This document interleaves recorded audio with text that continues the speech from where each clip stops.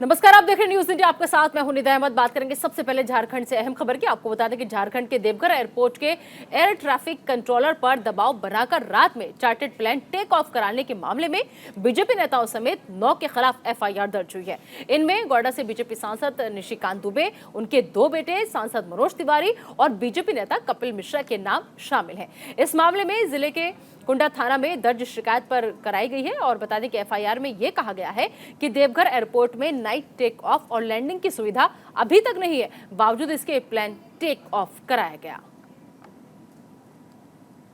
तो इस पूरे मामले पर बीजेपी सांसद निशिकांत दुबे ने न्यूज इंडिया से खास बातचीत की, जिसमें उन्होंने कहा कि एटीसी उनके कंट्रोल में नहीं है, जो उन्होंने जबरन उड़ान भरी, पूरी जिम्मेदारी एयरपोर्ट अथॉरिटी की है। मेरे और मेरे परिवार को फंसाया जा रहा है। मेरे साथ जो हो रहा है उसके बारे में जनता तय करेगी। मेरे साथ मौजूद है बीजेपी के वरिष्ठ नेता सांसद निशिकांत दुबे जी। सर, देखा जाए तो आपके ऊपर जो है एक एफआईआर दर्ज हुआ है। बताया जा रहा है कि जो है ज़बरदस्ती जो है आप एयरपोर्ट पे गए और उड़ान लिए वहाँ से। ज़बरदस्ती यदि उड़ान लेंगे तो एटीसी मेरे कंट्रोल में है। इस एफआईआर में डायरेक्टर एयरपोर्ट के ऊपर भी एफआईआर है। आप लोगों को तो उस मुद्दे पर जाना चाहिए था कि डायरेक्टर एयरपोर्ट अथॉरिटी के ऊपर क्यों जो है एफआईआर है। उसी से सारे मामला का खुलासा हो जाता है। ये एयरपोर्ट अथॉरिटी का है। एटीसी डीजीसीए के पास जो सिक्योरिटी है bureau of civil aviation security के पास है। इसमें से कोई एफआईआर नहीं करता है। जो एम्प्लॉई है झारखंड पुलिस, उसके ऊपर डीसी जो है ज़बरदस्ती जाकर एफआईआर करवा देते हैं। एफआईआर में डायरेक्टर एयरपोर्ट को भी जो है शामिल कर देते हैं। क्यों? क्योंकि वो डायरेक्टर एयरपोर्ट के ऊपर ज़बरदस्ती दबाव बनाए कि गलत हुआ है, इसके तरफ से आप एफआईआर कर दीजिए। उसने कहा कि कोई गलत ही नहीं हुआ। जब गलत नहीं हुआ है तो मैं कैसे किसी सांसद के ऊपर एफआईआर कर दूं? वो तो हमारे चेयरमैन भी हैं। कई एक चीज़ें हैं। मैं इस डीसी के खिलाफ, झारखंड सरकार के खिलाफ, इसी नाइट लैंडिंग फैसिलिटी के लिए कंटेम्प्ट ऑफ कोर्ट में हूँ, जिसका 15 सितंबर को सुनवाई है। इसने कोर्ट में गलत हलफनामा दिया है। इसने कहा पेड़ कट गए हैं, मुझे जो दिखाई दिया कि पेड़ नहीं कटे हैं। इसने कहा मकान गिर गए हैं, मुझे जो दिखाई दिया मकान नहीं गिरे हैं। वही मैं देखना चाहता था। इसको लगा कि मैं एक्सपोज हो जाऊंगा। मेरा वकील जो है 15 सितंबर को जोर जोर से चिल्लाएगा, इसकी नौकरी चली जाएगी, क्योंकि हाईकोर्ट में गलत हलफनामा देने का क्या केस होता है आपको पता ही है। तो इस कारण से इसने एक स्टैंड ले रखा है। इलेक्शन कमीशन ने मेरे ऊपर इस तरह के 2021 में भी 8 एफआईआर कर चुका है। इलेक्शन कमीशन ने इसको हटाने का आदेश दे दिया था। 6 दिसंबर 2021 को इलेक्शन कमीशन का फुल फ्लेज्ड आदेश है। आज तक झारखंड सरकार ने इम्प्लीमेंट नहीं किया। मुख्यमंत्री हेमंत सोरेन का ये टूल है, ये हथेड़ी है।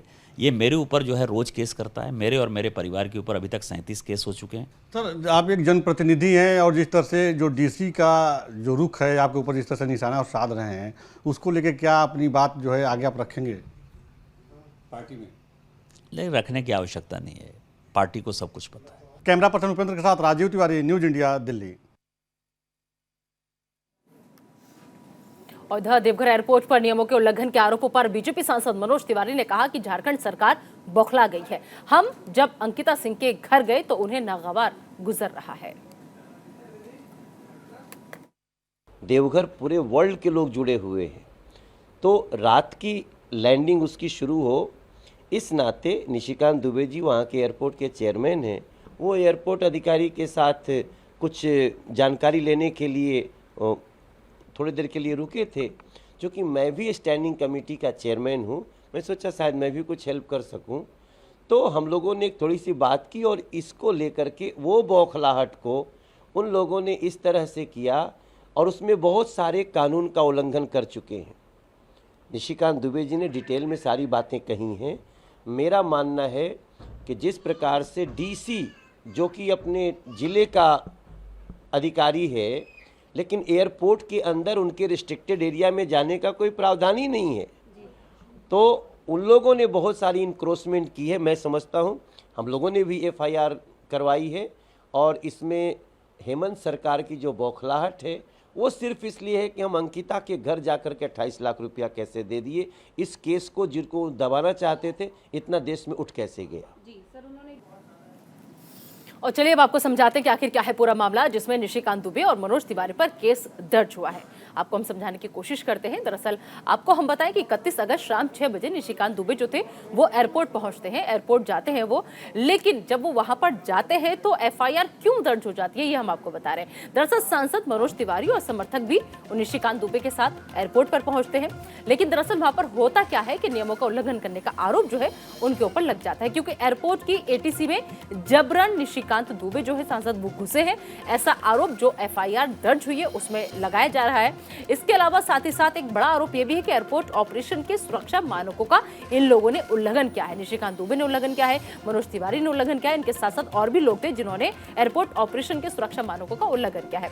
देवघर एयरपोर्ट में नाइट टेक ऑफ और लैंडिंग की सुविधा जो है वो नहीं है, तो लिहाजा ये लोग जबरदस्ती घुसते हैं, उसके बाद ये लोग जबरदस्ती वहां पर जाकर के नियमों का उल्लंघन करते हैं, ऐसा एफआईआर में कहा गया है। बावजूद इसके कर्मचारियों पर जबरन क्लियरेंस का दबाव जो था इन लोगों की तरफ से बनाया जाता है वहां पर, और अब कहा यह जा रहा है कि जिम्मेदारी सारी एयरपोर्ट अथॉरिटी की है। एयरपोर्ट डायरेक्टर संदीप ढींगरा भी उस वक्त साथ में मौजूद थे इनके, तो बाकायदा एफआईआर जो है वो दर्ज हो चुके हैं इन लोगों के खिलाफ। एयरपोर्ट डायरेक्टर संदीप ढींगरा उस वक्त इनके साथ मौजूद थे जब ये सब कुछ वहां पर हो रहा था।